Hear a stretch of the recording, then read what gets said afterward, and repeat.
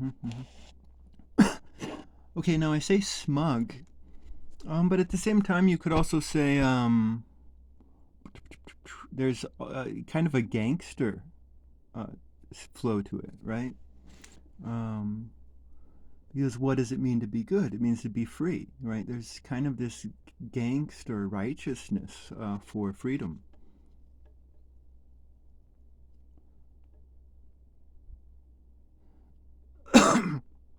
But what I claim he's doing is that he's almost playing with spirits, right? Because the words that he's using have a spirit to them, right? And it's kind of the spirit of the religious man,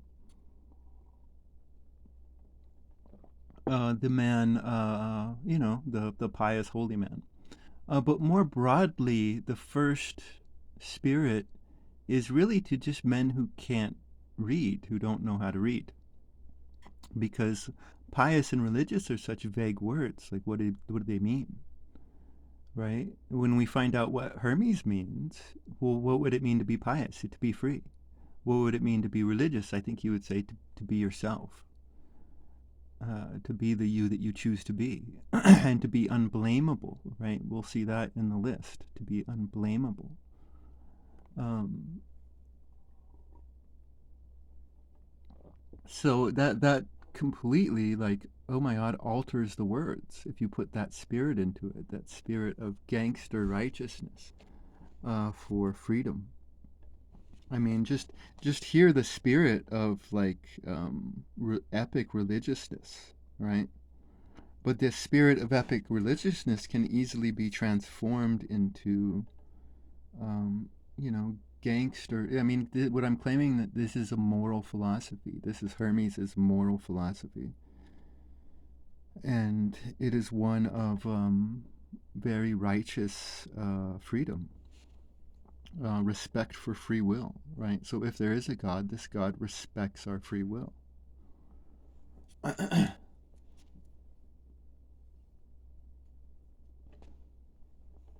So these are two different spirits here, right? Both for humanity's sake and for piety towards God. There's kind of like this almost like childlike mischievousness going on here. For there can be no religion more true or just than to know the things that are, and to acknowledge thanks for all things to him that made them, which thing I shall not cease continually to do.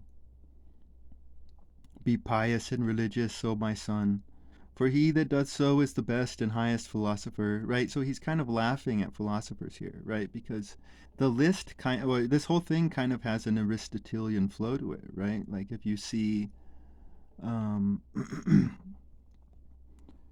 if you see every essence is immortal, right?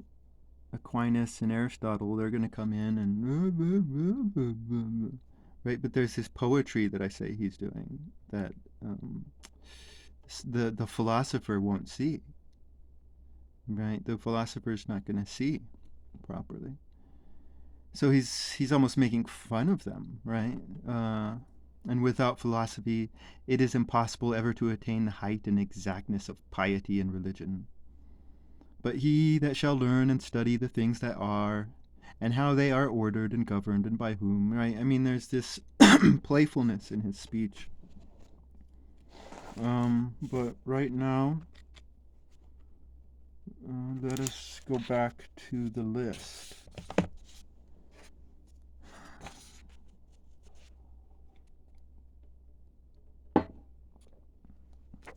So what do we have? 61 and 62. Of a dissolvable body there are two times, one for sowing to generation, one from generation to death. Of an everlasting body the time is only from the generation. So like what's happening here is dissolvable body is a poetic way of describing certain types of people, right? So the scientist is the philosopher is going to come along and dissolvable body, abstract, abstract, abstract, abstract, and that's what they're going to do. But like what he's talking about here is like someone who's like, oh my God, he's thinking about it, right? He's maybe, you know, I mean, definitely if he finds his favorite socks, right? If he finds his favorite socks, then he's gonna do it. He's gonna definitely do it. So that's from sowing to generation. Right now, from generation to death, I don't know. Maybe that means, he doesn't complete what he does, so he's not resolute, right? So, and this is like right out of Enoch too, or Hermes is right out of Enoch, most like, right? So, but of an everlasting body, the time is only from the generation, right? So it's like you get up and you're like, hey, I'm gonna run, and you go run, right? So the resolute are the everlasting body, right? They're the everlasting body. Dissolvable bodies are increased and diminished, right? And Enoch uses this same increased and diminished language. How it is being used in his astrology part, I do not know, but in other parts of the text, he talks about the basically, if you look at some of the stories, when the uh, wicked folk, the evil folk, which are who are they? They're the devourers in Enoch's language. In this language, they are they are the involuntary or against the will. Right? You hear that language? Um, so when the wicked increase, the good people diminish. Right? And uh, and so like Enoch has just so much energy, so he's basically saying that you need to reverse that. The good people need to increase through righteousness, which, he is the scribe of righteousness. I think, I'm loving this stuff right here. But Enoch, I think, is my favorite writer. Uh,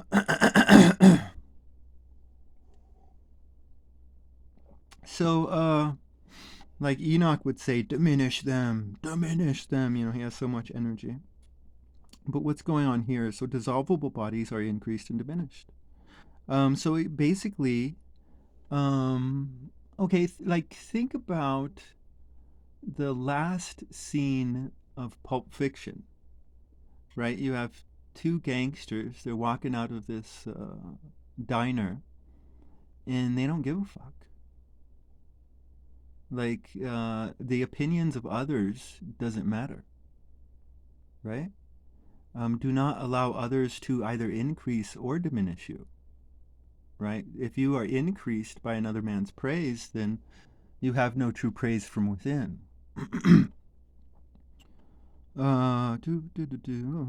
So, yeah, no, it's. I think that's what's going on here. It's. I mean, this is like moral sayings. This is almost like phylacteries, right? If you remember this throughout your day, like this is one of the things that you need to remember. Do not allow others to increase or diminish you. So this is like moral behavior, And when I'm speaking, again, I'm trying to figure out what he means. So if you disagree with anything I'm saying, then so be it. But let's have a conversation, because I could be wrong. But I think I've got some of this definitely. But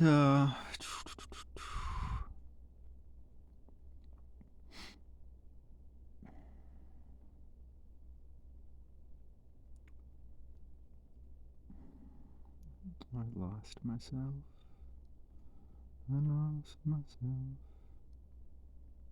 But I mean, both of these men are definitely men of radical freedom,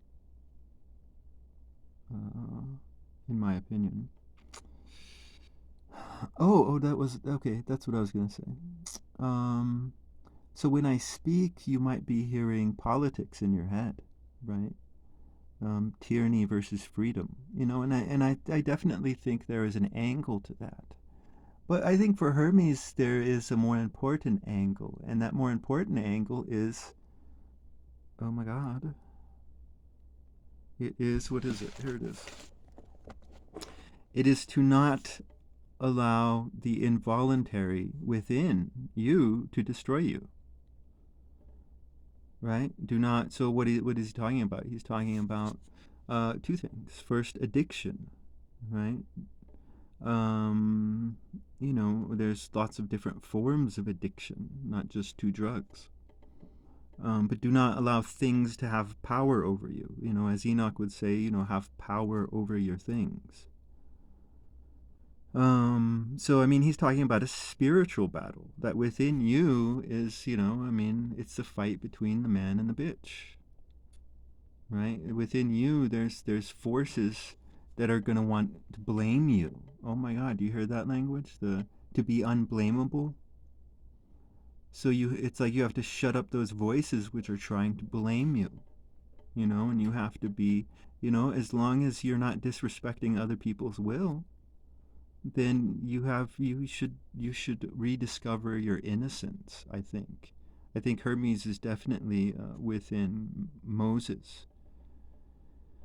I believe Hermes came before Moses and Enoch came after Moses.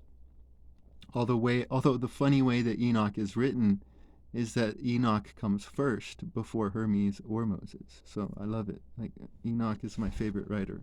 Because I mean, I guess it could be, but I think the Enoch is post after Moses. But I definitely see that, and we see that in the unblameable, right?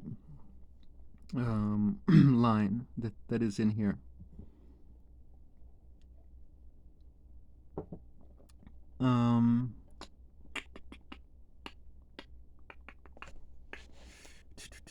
so I mean, this I believe is something that Moses would have read himself, right? Again, we don't know when Hermes lived. I saw one time that there was a gravestone by a Canaanite king who claimed that Hermes was his right hand man. But to me, this is proof that Hermes did not live during this man's time, because this king is saying that he read Hermes and understood him, right? And so Hermes is traveling through time to be this guy's second in command, right? So it's poetic speech by this Canaanite king to call Hermes his second in command, and I don't believe that's proof that that was when Hermes was alive. It was the opposite. Anyways, but so we don't know when Hermes was. Hermes could have been contemporary with Moses, because I mean, I think these guys would have been friends, because they write very similarly. And I think they would admire each other. And if Hermes came before Moses, which I think he would have read him and admired him.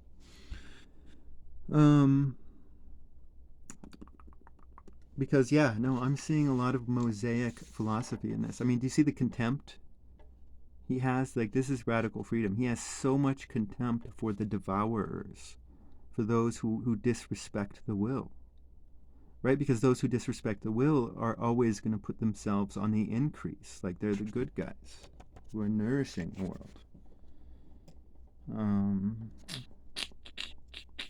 There's disgust.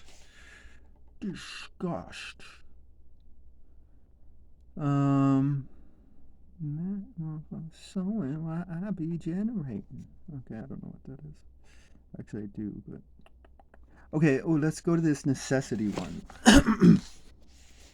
That's a fun one right here. Okay, 78 and 77.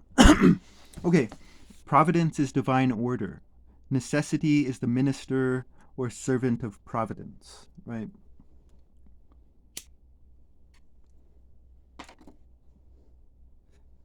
Now, if you go to the index, right, providence and necessity, I think these are the first times that we see this. I mean, unless I missed it. We've seen divine, but divine is being used as an adjective, so I don't think there's necessary connections between the two sentences, overt connections. Servant, though, servant.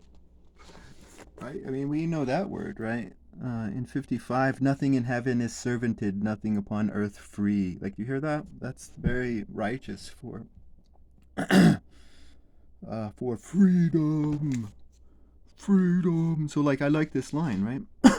Like again, like think about this is like about human behavior, right? So that's why this can be fun. Like there's no wrong answers here. Like I could be wrong on this one, but I think I'm definitely right on this one.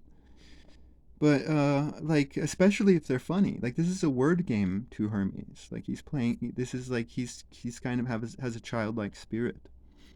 But like listen to this. Okay, so necessity is the servant of providence, right? What is providence? I don't even know. Look it up. But that sounds almost like destiny type stuff. But what is providence to Hermes? The man of radical freedom, the man whose God respects free will, right? Providence would be what you fucking make it, right? Providence would be what you make it. And so this divine order you have to see as this glory, you know. I mean, I see this as your will is sacred. That is what Hermes is saying. I mean, that is your will is sacred. And your will is your divine order, right? So again, so think about human behavior. Like how many men come up to you and you're like, hey man, you need to do this, right? These are your friends, quote unquote, your family. And they're like, you need to do this, you need to do this, hey man, you need to do this, you need to do this, you know. But what is he saying? He's saying necessity is the minister or servant of providence. So necessity is what you say it is, right? Necessity. Oh my goodness, necessity is what you say it is. And then do you hear this righteous smugness almost? Necessity is the minister or servant of providence.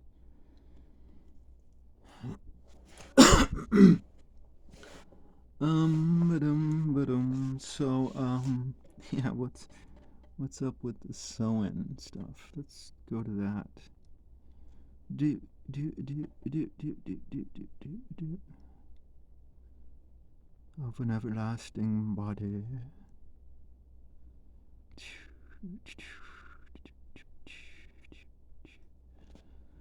Okay, that which is sown is not always begotten, but that which is begotten is always sown. Oh, that's what the generating. Yeah, so like other people are sowing, right? They're thinking that, but you're generating. You be generating. But this line, that which is sown is not always begotten. So you work, and other men take your work from you. But that which is begotten is always sown, right? So that basically a repeat of what I just said in a different manner. Right, now here we go. All things in heaven are unblameable, right? So this is, this is a rediscovery of innocence, right? All things upon earth are subject to reprehension, right? And we'll come back to that. Oh my goodness, like time is a divine thing. I don't see that. What do you guys got? What do you guys think? Like throw out some theories, you know?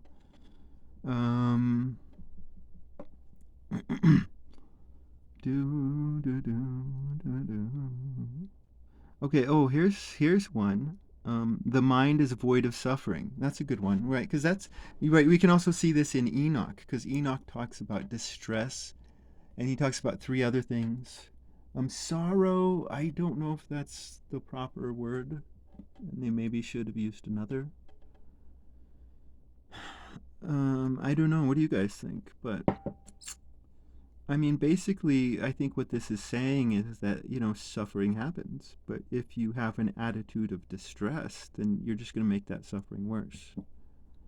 So, like, I see, like, Patch Adams type stuff here, right? Like, you know,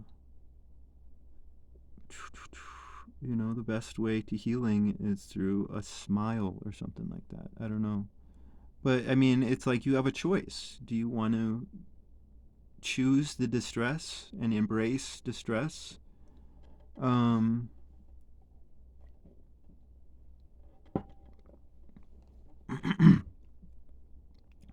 Like that. So that's what I think is going on here. So again, because again, this is This is advice on how to live a happy life, for a man or a woman. This is man advice or woman advice.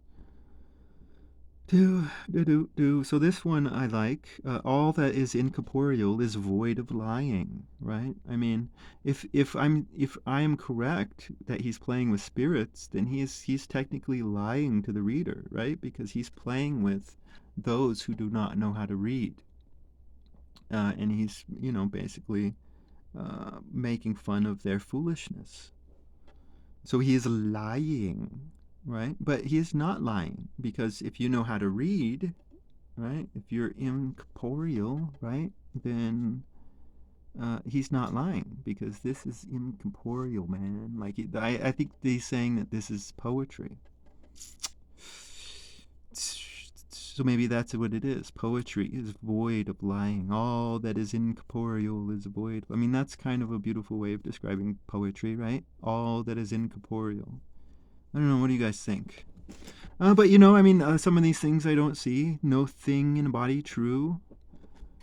I mean, again, there's like, you have to think about this thingness here, because I've got things right here. If you can see, there it is. So I've got like all these things right here, but then you have everything and no thing, right? And living thing, right? We've got living being here. All things, right? So like what's like, yeah. I don't know. I think this is a fun little game. Let us see here. Dissolvable bodies are increased and diminished. You know what I mean? You see the contempt?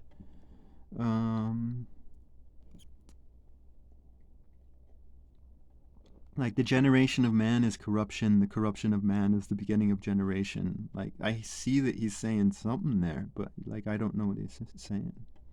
I see I can feel the spirit behind that poetry, that incorporealness. Oh my goodness, where is it at? No, there it is. That which is immortal partakes not of that which is immortal, right? Like, do you hear that? Like, oh my goodness, like they're just, oh, okay. Let's see here. This is definitely probably wrong. I think there's definitely more going on here. But I mean, Enoch is definitely a man who likes to get high. But high is kind of a misnomer, because you're kind of descending. But but I think maybe he's talking about tyranny, which is operation and workings, right? So that means if you're not free, then you're in a hive. And hives justify themselves because everything's carried upwards. But he's saying, no, it's a cesspit, do things upon earth do nothing. Like, I think that's funny, right? The earth is brutish, the heaven is reasonable or rational. Like, think about that one. Like, damn. So, yeah, no, I see, oh my god, I see a lot of comedy in here. But I think we will, like, this is it for this video almost, right? Because there's one last thing I want to talk about. And that is in this dialogue back here. The like always takes into itself that which is like, but the unlike never agrees with the unlike. Like, bitches don't get along. The unlike never agrees with the unlike. That's very clear. But what would happen, like, see, because he's telling you why this needs to be hidden, right? So what would happen if a man of maliciousness read this, right? What would happen if a man of maliciousness read this? Well, oh my goodness, he's going to read something different, right? Now, I've heard many people describe Hermes Trismegistus. Oh my goodness, and it is very difficult to hear them speak. Because they don't really tell you anything other than translate his name, right? So Tris is 3, right? Tris is three or thrice, and majestus is majesty, so thrice majestic, right? And so think about sarcasm, right? You are the greatest daddy ever. Okay, so that has a meaning, right? And this sentence means you are the greatest daddy ever, right? Now, if I threw in a tone, right? If I threw in a tone, oh, you're the greatest daddy ever, right? I mean, what does this mean, right? It now means I hate you, right? And there's different types of sarcasm. There's more subtle sarcasm, right? And then like more obvious. So I gave an obvious. I don't know how to spell obvious. I gave an obvious example. So in an obvious example, there's kind of one meaning, right? It's I hate you.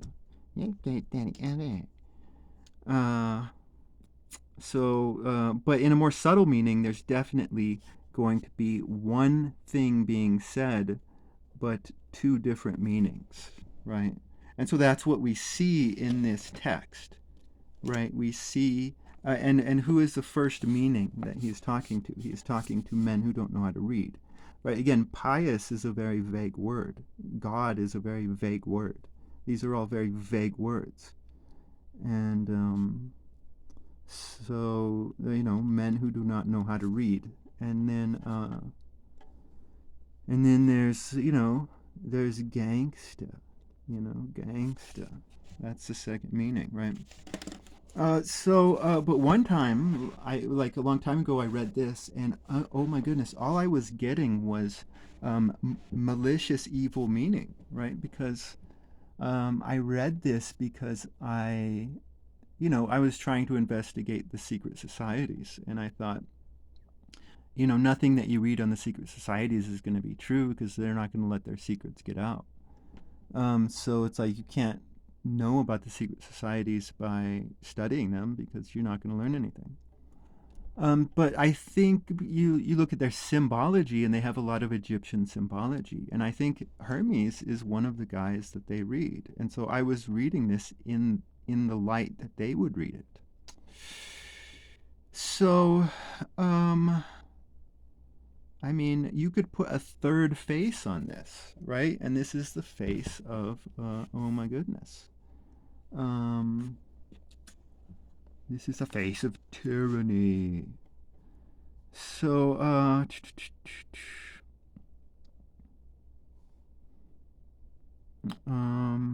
malice is the nourishment of the world, right? Divide and conquer, right? You could re-change that, right? Oh, you divide and conquer. One thing that I like would be unblameable, right? So, like, if a woman gets caught cheating, she's going to start to cry, right? And crying is an act of innocence, and it's also almost an accusation, like you're the meanie that made her cry. So she's putting onto herself unblamableness, right? So if you look at, oh my God, the Latins and the Greeks, right? The Latins were men of like virtue and law, right? And the Greeks didn't believe in morality. And so the Greeks were always getting caught by the Latins before the Greeks corrupted them.